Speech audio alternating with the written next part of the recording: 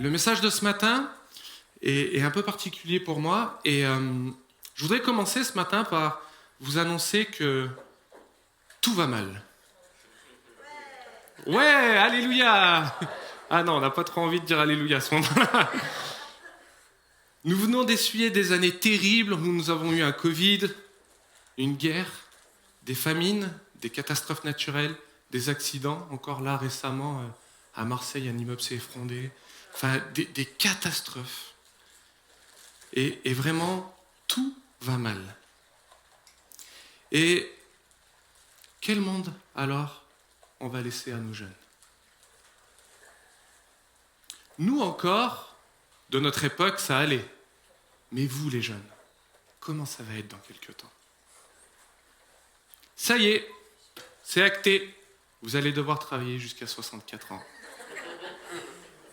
Vous êtes foutus. De toute façon, la retraite, vous ne la verrez pas. Elle n'existe pas pour vous. De notre temps, on avait un avenir. Mais vous, quel avenir vous allez avoir? Tant de phrases dites, posées sur la vie de nos jeunes. Tant de phrases qui, dans le subconscient, rentrent et nous font dire « à quoi bon? De toute façon, l'avenir est pourri. » Les jeunes ne croient plus au mariage. Les jeunes n'ont plus envie de travailler. À quoi ça sert de se tuer au travail? Regarde, tu t'es tué toute ta vie au travail et la retraite, c'est une misère. On ne croit plus à l'avenir. Selon une étude Ipsos, sur notre avenir à tous, et ça c'est un chiffre qui m'a alarmé, 53% de nos adolescents, âgés de 11 à 15 ans, en 2022, souffrent de symptômes d'anxiété ou de dépression. 53% de nos jeunes.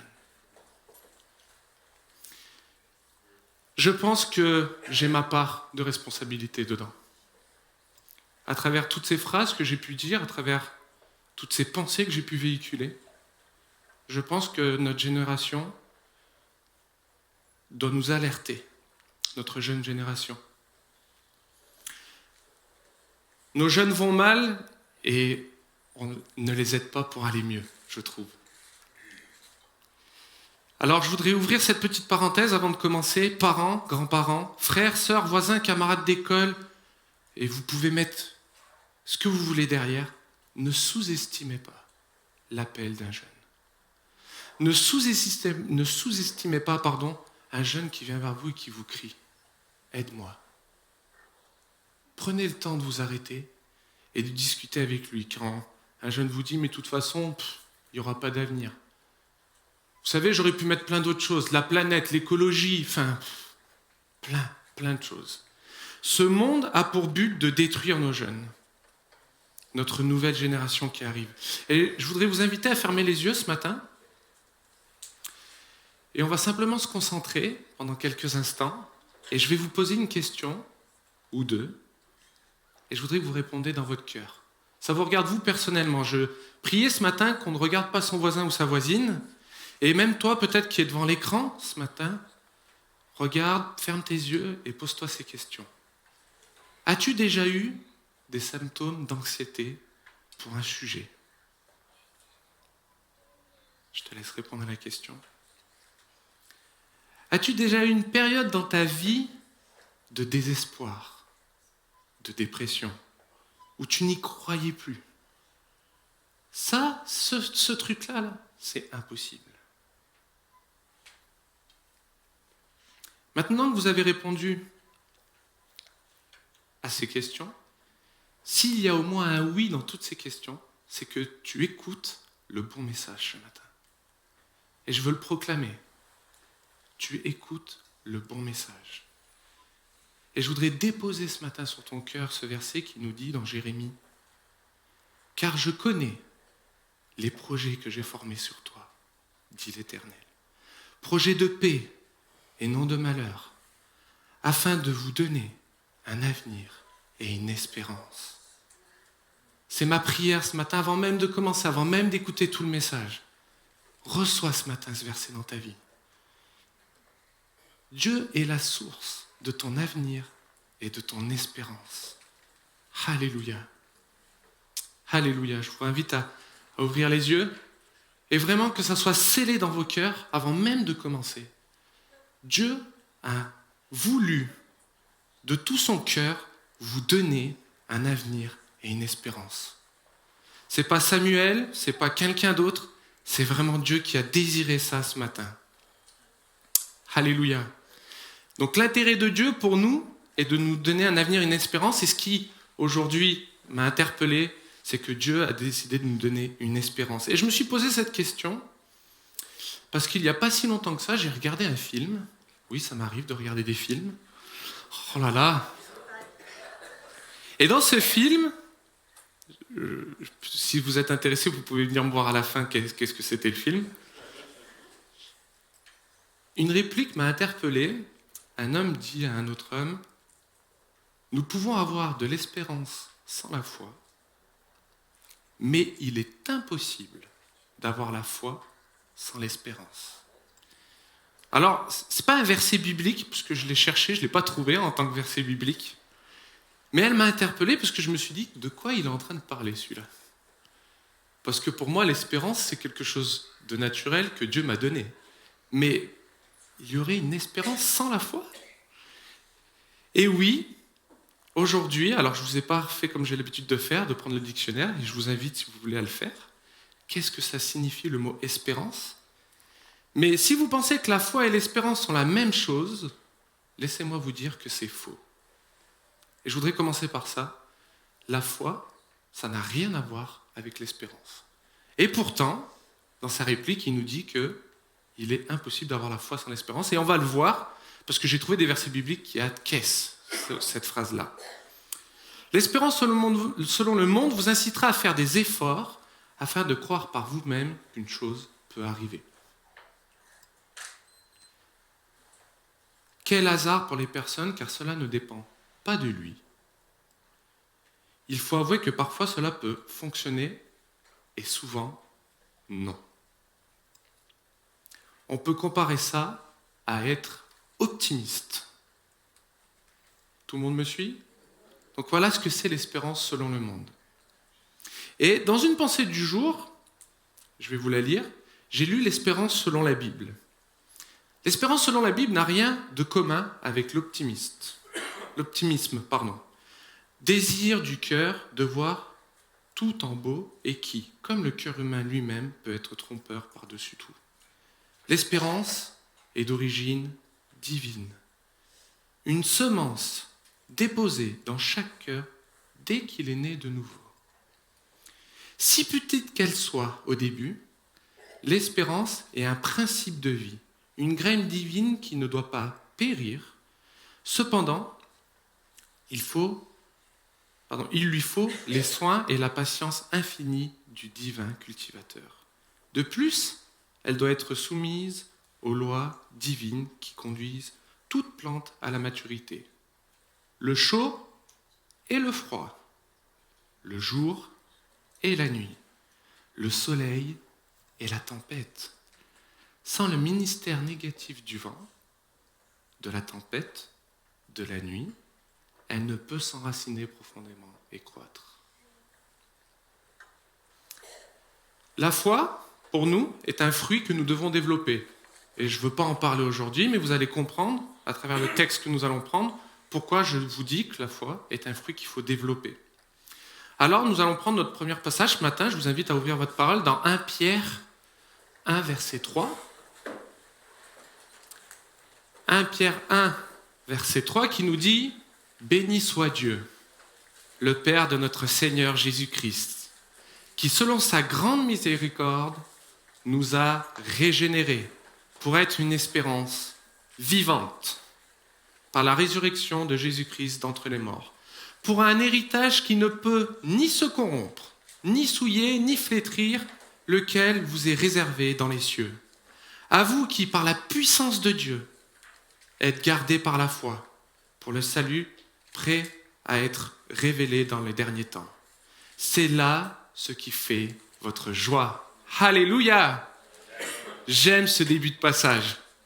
Christ ressuscité pour me régénérer afin d'avoir une espérance vivante. Un peu comme ce texte que j'ai lu avant, où cette graine qui est plantée, il ne faut pas qu'elle meure, mais qu'elle soit vivante, pour avoir un héritage non corrompu, ni souillé, ni flétri. Et pour toi, individuellement. J'insiste là-dessus, l'héritage, il est pour toi individuellement. Est-ce que nous avons pris conscience de cet héritage-là? Est-ce que nous prenons cet héritage chaque jour? Il t'est réservé à toi et toi seul. Mes bien-aimés, vous êtes gardés par la foi en la puissance de Dieu. Alléluia! Vous êtes gardés par la foi, par la puissance de Dieu. C'est là ce qu'il doit faire toute votre joie. Notre priorité est de garder et entretenir notre foi. D'où l'importance dans les fruits de l'esprit, Galates, tout le monde connaît. Et si vous ne connaissez pas, vous allez trouver des messages sur Internet qui en parlent sur la chaîne EB Saint-Malo. Le fruit de l'esprit, la foi qu'il faut développer.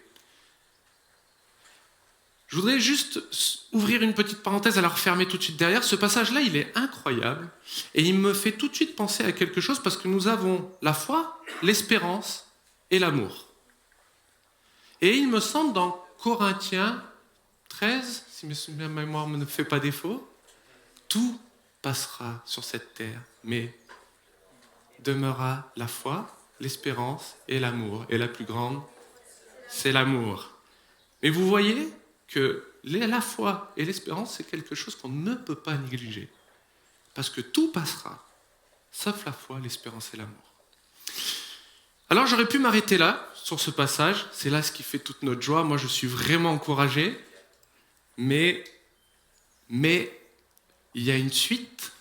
Quoique maintenant, puisqu'il le faut, vous soyez attristés pour un peu de temps par diverses épreuves, afin que l'épreuve de votre foi, plus précieuse que l'or périssable, ait pour résultat la louange, la gloire et l'honneur, lorsque Jésus-Christ apparaîtra. Lui que vous aimez sans l'avoir vu et que vous croyez sans le voir encore, vous réjouissant d'une joie ineffable et glorieuse, parce que vous obtiendrez le salut de vos âmes pour prix de votre foi. Alléluia, amen. Ah, il y a un peu moins d'alléluia là quand même. Hein. Alléluia, Seigneur, tu es toute ma joie, ma foi et ma joie, et l'épreuve de ma foi plus précieuse que l'or. Ah là, du coup, moi personnellement, j'ai moins envie d'y aller. Hein. Dans certaines versions, qui cependant est très prouvée par le feu. Encore plus dur. Le Saint-Esprit vient vous sonder, le feu du Saint-Esprit. Il me semble important de rappeler que pour pouvoir développer notre foi, il n'y a que d'autres résultats de rentrer dans une épreuve. Vous n'avez pas le choix. Vous ne pouvez pas développer votre foi par simple envie de la développer. Il faut passer par l'épreuve de votre foi qui est plus précieuse que l'or. L'apôtre a bien choisi ces mots ce jour-là pour vous faire comprendre que peu importe l'épreuve qui arrive, elle aura un but précis et elle va faire développer votre foi. Moi, j'ai écrit « Difficile d'imaginer que l'épreuve de votre foi est précieuse. » Et pourtant, c'est bien dans l'épreuve que Dieu veut se révéler de plus en plus. Je vous invite à ouvrir dans Romains 5, 1, verset 1. Puisque nous avons été déclarés justes en raison de notre foi, nous sommes en paix avec Dieu grâce à notre Seigneur Jésus-Christ. Par lui, nous avons eu accès au moyen de la foi, ce don gratuit de Dieu qui nous est désormais acquis. Et notre fierté se fonde dans l'espérance d'avoir part à la gloire de Dieu. Nous sommes fiers d'avoir part à la gloire de Dieu. Alléluia.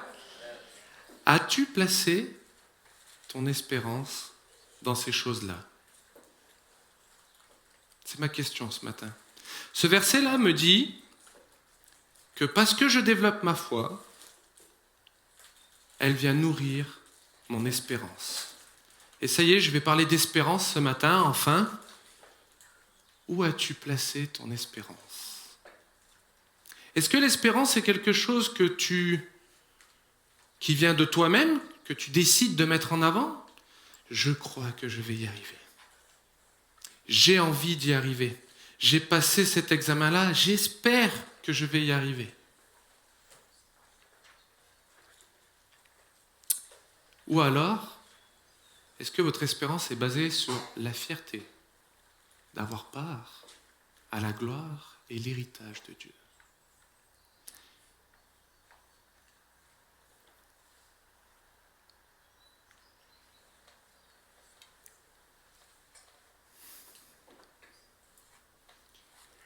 Oui, si vous commencez par l'espérance en premier avant la foi, vous nourrissez une mauvaise chose. Il y a, hélas, une mauvaise espérance.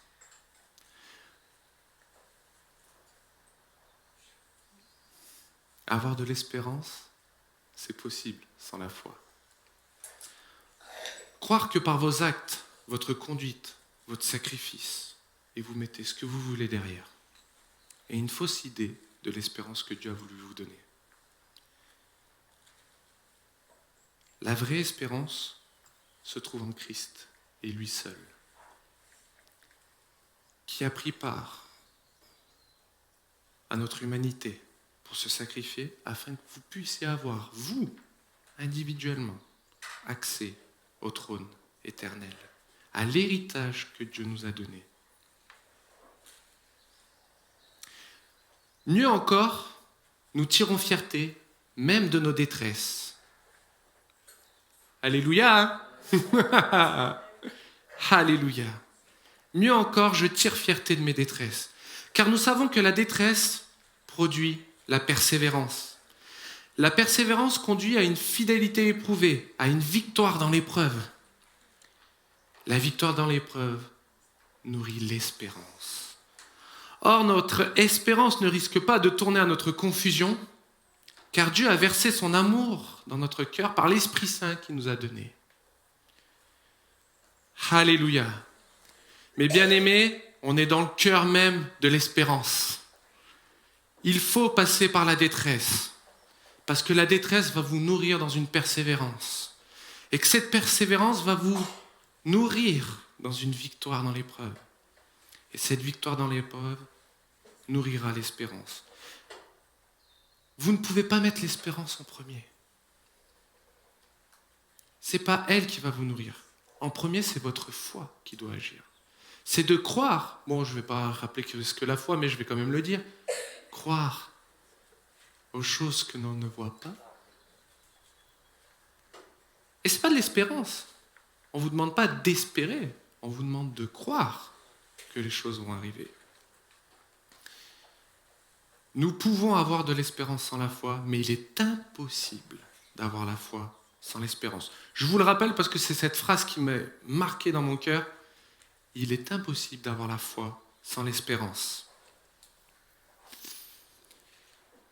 Notre espérance ne risque pas de tourner à notre confusion, car Dieu a versé son amour. Alors je voudrais faire une pause et bien clarifier la chose pour que ça soit bien compris. Vous ne pouvez pas mettre votre espérance en premier, mais si vous croyez du plus profond de votre cœur, en mettant votre foi en action, vous allez nourrir votre espérance petit à petit. Et comme cette graine que j'ai parlé au début, elle va venir germer en vous. C'est important de comprendre ça parce que je vais donner un exemple concret. Et je vais prendre un exemple. Et c'est pas systématique, c'est pas tout le temps comme ça. J'aime le prévenir avant de commencer parce que sinon on va me dire « Ah oui, mais c'est parce que tu as dit ça ». Je peux demander à Dieu quelque chose toute ma vie et espérer que cette chose-là va venir. Et cette chose-là ne vient pas. Vous mettez ce que vous voulez devant. Ça m'est égal. Je vous pose cette question. Est-ce que c'est vous qui espérez que la chose arrive ou est-ce que vous avez demandé à Dieu d'appliquer sa volonté et sa gloire? Mais bien aimés, la volonté et la gloire de Dieu n'est pas en contradiction avec nous. Mais parfois oui. Parce qu'on peut imaginer quelque chose dans notre tête, à dire je voudrais ça, je veux ça absolument. Et Dieu nous dit, mais non, pour toi, c'est pas ça. C'est ça que je veux. Oui, mais ça, non, moi je veux pas ça, je veux ça. Où avez-vous placé votre espérance? Et c'est ce qui m'a troublé dans cette phrase-là. Quand j'étais devant ce film-là, ce qui m'est tombé dessus, c'est Samuel, où places-tu ton espérance? Est-ce que toi, tu veux des choses personnellement et tu demandes à Dieu de les réaliser et tu espères du plus profond du cœur? Et je suis désolé de vous le dire, je peux espérer toute ma vie. Toute ma vie. Je peux intercéder, prier, me mettre à genoux toute ma vie. Mais c'est face à un mur que je suis. Parce que Dieu, il est en larmes et il me dit, mais qu'est-ce que tu n'as pas compris? Pourquoi tu t'obstines? Je t'ai montré qu'il y avait 10 fois mieux là. Oui, mais Seigneur, moi c'est ça, mon espérance. Non, ton espérance, c'est l'héritage de ma gloire. C'est l'héritage que moi j'ai déposé dans ta vie. Ce que je veux. Car vous l'avez aimé sans l'avoir vu. Et vous avez cru sans le voir encore, en vous réjouissant d'une joie ineffable et glorieuse. Alléluia. Alléluia. Ne nous trompons pas de sens, mes bien-aimés. Il faut avoir foi en premier. Christ vous donnera l'espérance de Dieu, comme une graine plantée et qui va enraciner en vous. Cela prendra du temps. Moi, je pense toujours à un ami qui fait des semis là, pour le potager, ça commence. Il commence par une toute petite graine qui tient à peine dans le creux d'une main. Et il passe du temps à les bichonner, à les aimer, à revenir, à les mettre au soleil, à les faire grandir. Je vois qu'il y en a qui sourient, ils connaissent ça. Et qu'une fois que c'est pris, c'est tout fragile. On va la planter, mais il faut faire attention en la plantant. On va lui mettre un petit tuteur à côté. Quelqu'un qui va l'aider à grandir. Et puis elle va commencer à croître. Et puis quand vient la bonne saison, on vient y prendre le bon fruit. Alors il y aurait ma petite qui serait là, elle vous dirait les tomates cerises. Tac, tac, tac, tac, tac. Bon, j'en ai pas vu souvent dans le pot de l'apéro, j'en ai plus souvent vu dans son ventre, mais... Prions pour que ces graines puissent être plantées et germer en nous. L'espérance, c'est la foi en pleine activité. Elle est née pour vaincre. Elle croit pour être couronnée. Elle ne peut vivre que dans un sol de difficultés, d'affliction et d'opposition. Le vent le plus violent fortifie ses racines, les ténèbres les plus profondes la font rayonner d'une clarté plus pure. Sa lumière brille de plus en plus jusqu'au jour parfait. L'espérance triomphe dans les jours où tout porte au désespoir. Dieu l'a créé pour cela, comme autrefois il plaça dans l'étendue des luminaires pour régner sur la nuit. Alléluia. L'espérance est venue abolir l'anxiété, la dépression, la peur, la crainte. Tout est aboli dans l'espérance de Christ. Alors rappelons-nous, chaque épreuve de notre vie, chaque difficulté, chaque moment, Dieu a déposé en toi une espérance de vie. Je vous invite à fermer les yeux ce matin. Et je voudrais conclure par la prière. Car je connais les projets que j'ai formés sur toi, dit l'Éternel. Projets de paix et non de malheur, afin de vous donner un avenir et une espérance.